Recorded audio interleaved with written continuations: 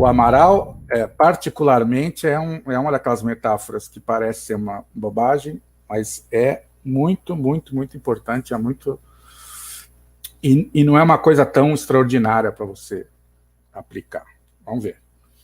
Então, assim, já que falei extraordinário, forças muito grandes, extraordinárias mesmo, nosso cérebro tenta impedir que a gente tenha pensamentos originais, né? O nosso cérebro é formatado para a gente viver no automático, como em todos os animais é assim, viver no automático. A gente só sai do automático quando a gente se vê diante de uma situação nova, aí a gente tem que fazer alguma coisa, né? Isso que é criatividade. Os animais irracionais, eles são só reativos, então eles só reagem, né? E eles só funcionam no automático. E o ser humano também é assim, mas o nosso cérebro evoluiu e desenvolveu a capacidade de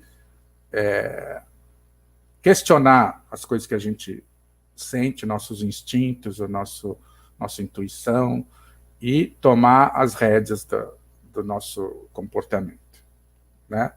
Mas o nosso cérebro é igual dos animais. Ele não quer que a gente saia do automático, né?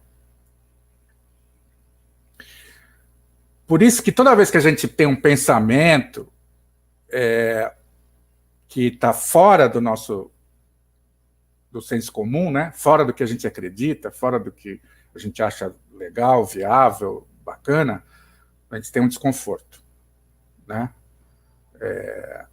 Então a gente evita ter pensamentos que não estão dentro dessa seara aí, não estão dentro desse conjunto de crenças que a gente tem. Toda vez que a gente pensa uma coisa que não bate com o que a gente acredita, incomoda, né? Então a gente evita. E por isso mesmo a gente tem dificuldade de desconectar as opiniões pessoais da gente com simples pensamentos, né? Pensamento é uma coisa que a gente não tem controle. Não sei se vocês concordam comigo, mas não tem controle. A gente só controla pensamento quando a gente está tentando elaborar, que nem eu agora estou falando uma coisa que eu tenho que falar, então quando a gente está escrevendo, quando a gente está... Agora, se a gente está parado pensando na vida, olhando para o nada, os pensamentos eles vêm e vão, e o tempo todo a gente não tem, se a gente deixar, né, cada hora vem uma onda de um pensamento, aí vem uma outra onda. A gente não tem controle sobre isso, sobre o que a gente pensa. Então, por que a gente precisa se martirizar por coisas que não são da nossa responsabilidade, que não são nossa culpa? Mas a gente se martiriza porque esse é o processo que o cérebro usa para falar assim, isso aí está errado. Não pensa isso, que isso está errado, né? Isso não está dentro dos padrões. Então a gente sente esse desconforto. Porém, a mente criativa, ela basicamente precisa pensar além das fronteiras pessoais, né? Eu preciso ser capaz de ir além do que eu acredito. Eu preciso ser capaz de pensar em coisas que estão fora do meu sistema de crenças, fora do meu senso comum pessoal e senso comum geral. Eu tenho que ter essa capacidade. Senão, como é que eu vou criar uma coisa nova se eu não me permito sair do velho, né?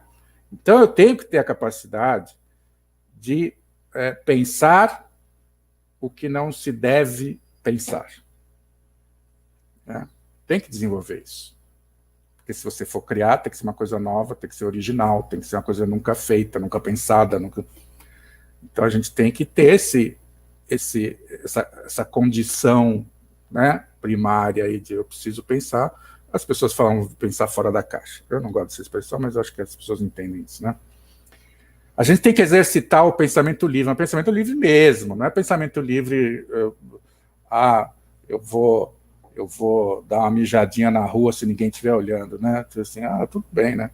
Tem que ser coisas que realmente você tem que ter a capacidade de pensar coisas realmente fora da tua crença, que até contradiga a tua crença, que até ofenda a tua crença, né? A gente tem que, no processo criativo, a gente tem que ter a capacidade de pensar sem se julgar, de não se limitar ao próprio repertório. Ser capaz de pensar em qualquer coisa. Quando eu falo qualquer coisa, é qualquer coisa, das melhores às piores.